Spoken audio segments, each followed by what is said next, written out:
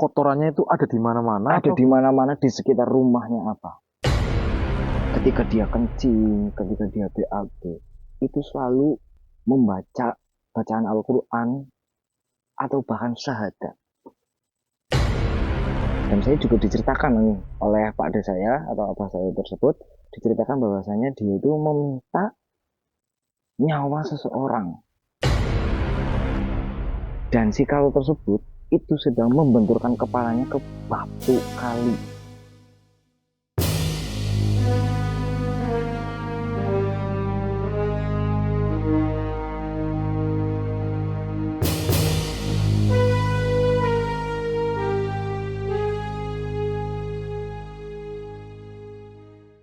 Assalamualaikum warahmatullahi wabarakatuh. Waalaikumsalam warahmatullahi wabarakatuh.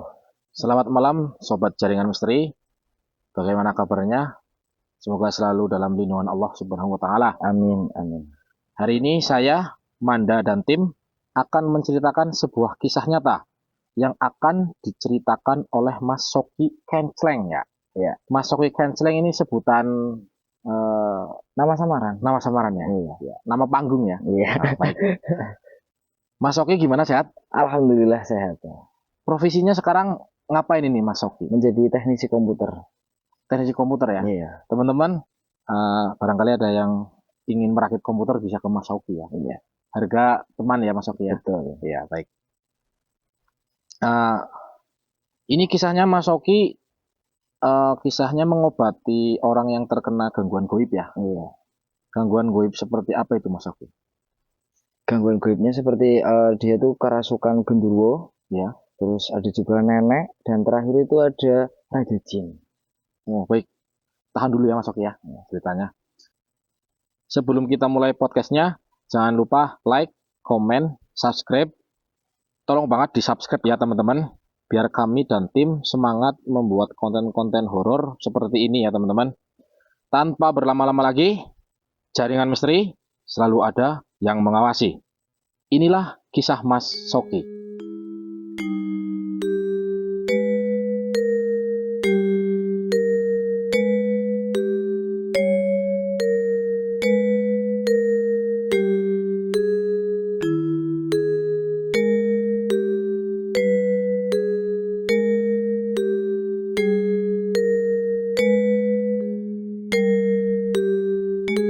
Jadi itu kejadian pada tahun 2017-18. Nah, awal mulanya itu ada perempuan bernama Mawar, kita sebut saja Mawar, ya, bersama ibunya datang ke tempat Pak De saya, yaitu abah saya, kiai saya sendiri. Nah, di situ si Mawar datang di situ mempunyai keluhan jika berdekatan dengan laki-laki itu wajahnya akan berubah menjadi jelek.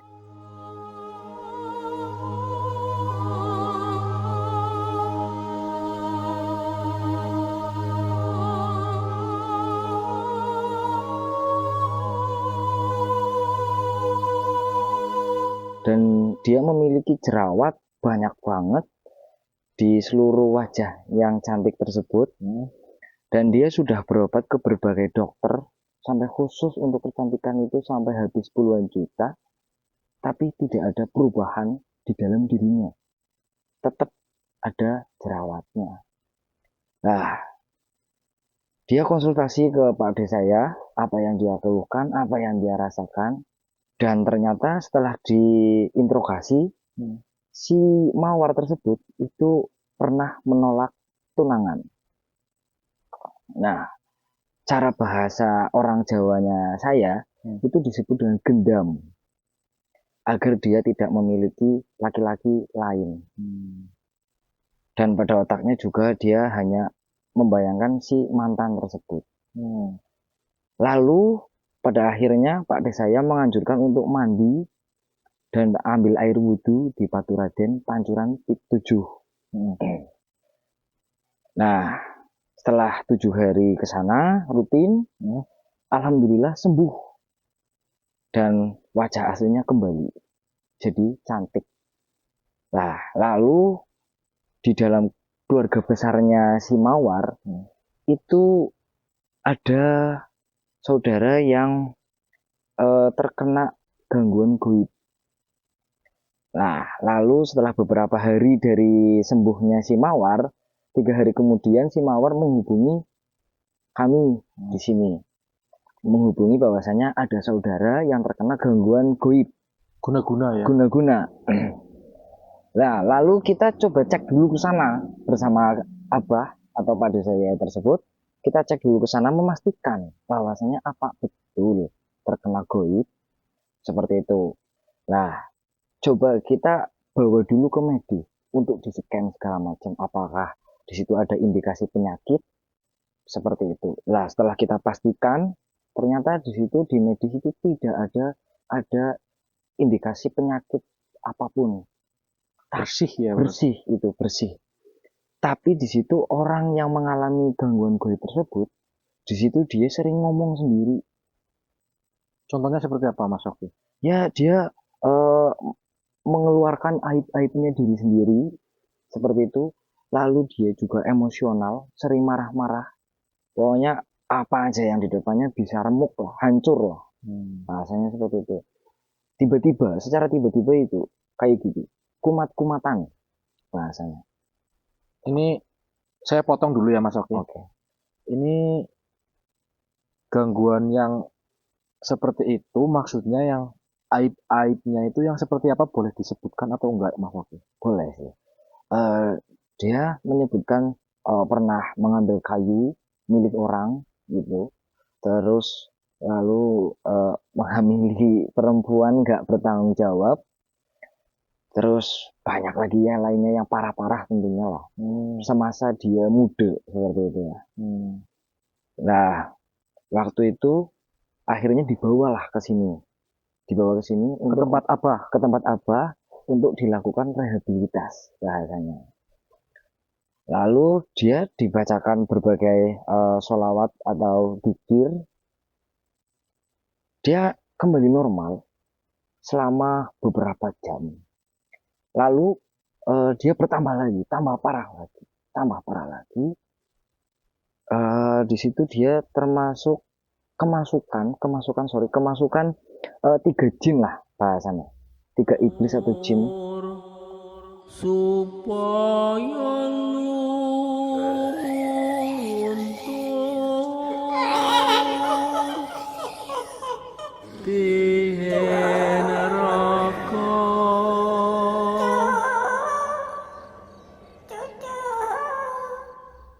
Dia lebih parahnya itu ketika ditinggal oleh Abah. Ketika Abah ada suatu acara atau apapun itu, dia selalu ngamuk-ngamuk dan bisa jadi obrak-abrik rumah. Nah, pada saat Berarti meronta-ronta ya? iya, meronta-ronta, benar-benar meronta-ronta. Pada saat proses penyembuhannya kan memakai dzikir. Pada saat memakai dzikir dia selalu meludah sembarangan, kencing sembarangan, buang air besar juga sembarangan Di dalam rumah? di dalam rumah. Yang membuat kita maksudnya tuh jadi nggak enak makan segala macam. Nah, jalan 3 hari rumah Pak D itu diteror dengan kotoran manusia sampai hari ke-7. Diteror kotoran manusia maksudnya kotorannya itu ada di mana-mana? Ada atau? di mana-mana di sekitar rumahnya apa. Itu wujud kotoran manusia gitu loh. Yang pada akhirnya membuat kita jadi nekat untuk berpuasa. Karena kita mau makan, mau minum aja kita nggak enak, atau kita mau dalam artian apa ya, menelan ludah itu benar-benar nggak enak. Karena si A tersebut, kita sebut saja Karto lah ya. Si Karto tersebut itu benar-benar ngeluarin riak sembarangan gitu loh, atau kencing sembarangan. Dan setelah 7 hari terornya itu selesai, teror kotoran manusia itu selesai. Tapi perubahan pada si Karto, ketika dia kencing, ketika dia BAB, itu selalu membaca bacaan Al-Quran atau bahkan syahadat. Berarti seperti jin muslim ya? Iya, bisa disebut seperti itu. Tapi entahlah, saya nggak tahu gitu ya. Bisa dia hafal. Nah, lalu pada hari ke-9 itu saya menemani dia seharian full karena abah pergi gitu. Ada acara di luar. Lah, dia kencing di pojokan rumah. Dia minta saya harus pegangin tangan kedua tangannya, pegangin sambil suruh baca syahadat dan lafal la ilaha illallah. Saya ikutin saja karena saya masih umur 17 waktu itu ya. Belum tahu banget lah tentunya. Saya disuruh ngalahin ya ikutin. Saya ikutin, suruh baca seperti itu. Lalu dia kencing sambil seperti itu. Surupan. Sambil dia melafalkan juga. Dia benar-benar fasih mengucapkannya. Dan si pihak keluarga juga mengutarakan bahwasanya si Karto tersebut sama sekali nyuwun sewune tidak tahu lafal seperti itu, tapi pada saat kesurupan jadi seperti itu. Jadi tahu untuk lafal-lafal tersebut seperti itu dan fasih banget.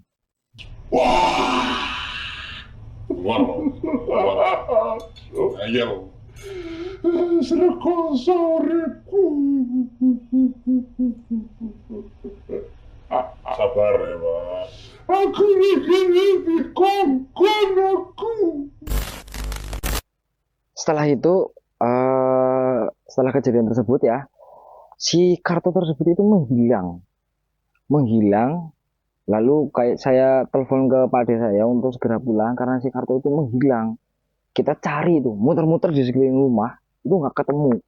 Dan kita cari coba ke kebun atau ke sungai, ternyata ketemu di sungai. Dan si Karto tersebut itu sedang membenturkan kepalanya ke batu kali. Sampai kepalanya itu berlumuran darah. Dan yang sangat hebatnya dan sangat mengejutkan, ketika dia menjebleskan atau membenturkan kepalanya ke batu, itu tidak terjadi pingsan atau bahkan dia takut melihat darah yang sangat sudah banyak sampai ke baju-bajunya sini, ke pakaiannya itu sudah berlumuran darah.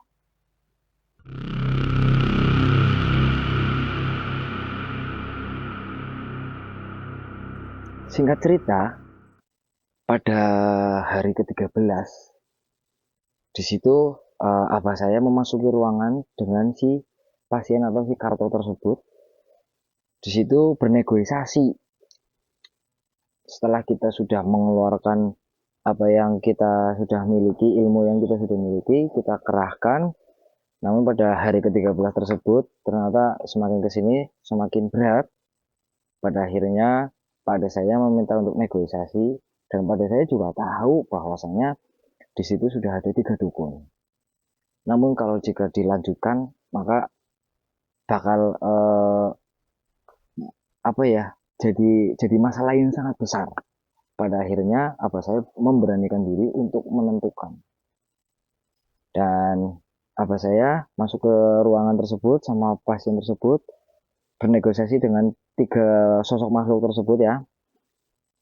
Setelah negosiasi kurang lebih waktunya itu 2 jaman dan saya juga diceritakan nih oleh Pak Ade saya atau abah saya tersebut diceritakan bahwasanya dia itu meminta nyawa seseorang. Nah, padahal kita itu mau menyelamatkan si pasien tersebut gitu loh. Masa mau ditukar dengan nyawa, sama aja bohong. Kan kayak gitu. Iya. Lalu dinegosiasi dengan memakai ayam. Dia nolak. Raja jin tersebut, sosok 3 makhluk tersebut menolak dengan penawaran tersebut.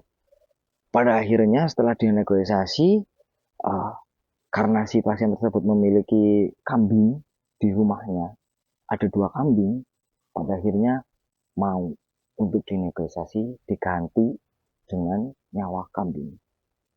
Akhirnya disembelihlah pada hari ke-14-nya, disembelih, terus kita dikir terakhir dengan penutupan membawa dikir-dikir dari Sultan Syekh Abdul Qadir Al-Jilani, sembuh total. Akhirnya alhamdulillah selama 14 hari itu total sembuh.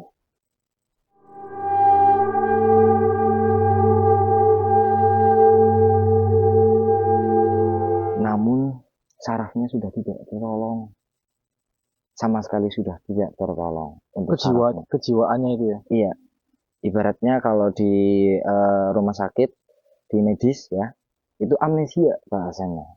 Karena sudah tidak ingat siapa diri kita sendiri, kayak gitulah. Oh, berarti selama diganggu oleh makhluk tersebut yang 3 sosok itu, berarti dia nggak ingat apapun ya Mas ya? Waktu dalam gangguan, seketika dia tidak kerasukan, dia ingat. Tidak kerasukan dia ingat. Iya, selama masih dalam gangguan goib ya. Ya. Setelah gangguan goib tersebut hilang, itu benar-benar sudah lupa dengan diri dia sendiri, rumah dia, atau bahkan keluarga dia sendiri. Dan pada akhirnya setelah sembuh, akhirnya keluarga memutuskan untuk dibawa ke RSUD Banyumas. Setelah 2 bulan kemudian, meninggal. Meninggalnya kenapa itu Mas? Itu terkena penyakit biasa. Dalam medis pun sudah terlihat. Karena dia mempunyai riwayat jantung dan darah tinggi. Berarti normal ya? Normal. Dan juga alhamdulillah ya, saya juga ikut Asia dan ikut berbelasungkawa ke sana. Dia meninggalnya dengan raut wajah yang bersih dan senyum. Seperti itu. Dan ini benar-benar kisah nyata yang saya alami pada tahun-tahun 2017-2018. Sangat membekas lah di dalam diri saya kejadian tersebut. Oke. Saya penasaran siapa yang nyantet si orang tersebut gitu. Yang nyantet tersebut adalah kakak iparnya.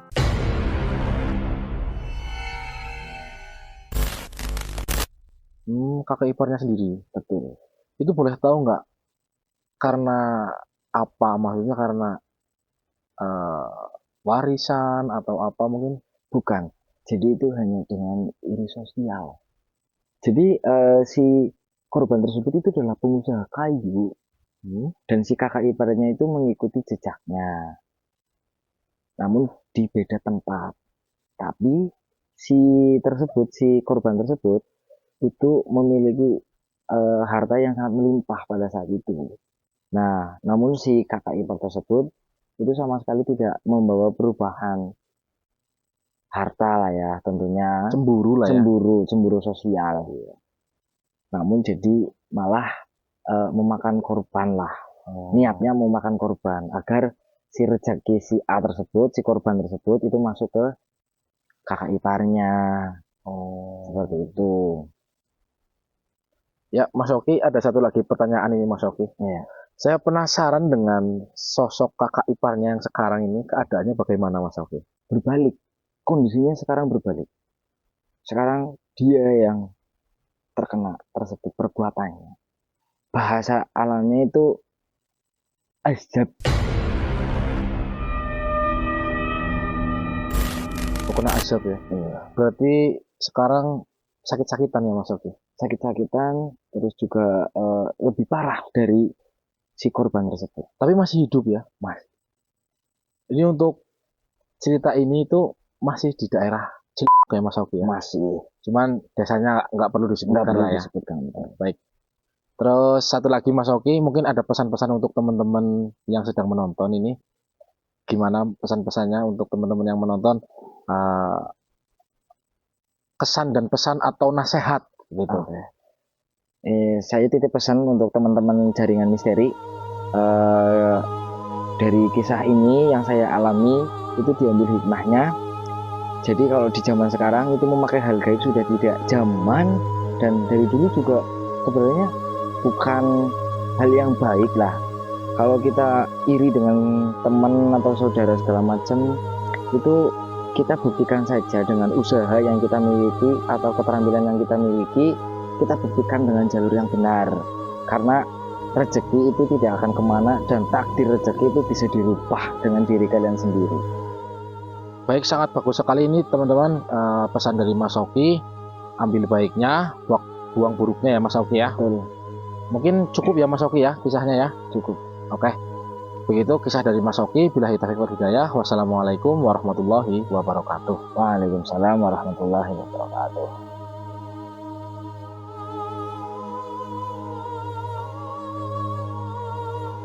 Diteror kotoran manusia maksudnya kotorannya itu ada di mana-mana. Ada atau- di mana-mana di sekitar rumahnya apa? Itu wujud kotoran manusia gitu loh. Saya ikutin saja karena saya masih umur 17 waktu itu ya. Belum tahu banget lah tentunya. Saya disuruh ngawasin ya ikutin. Saya ikutin, suruh baca seperti itu.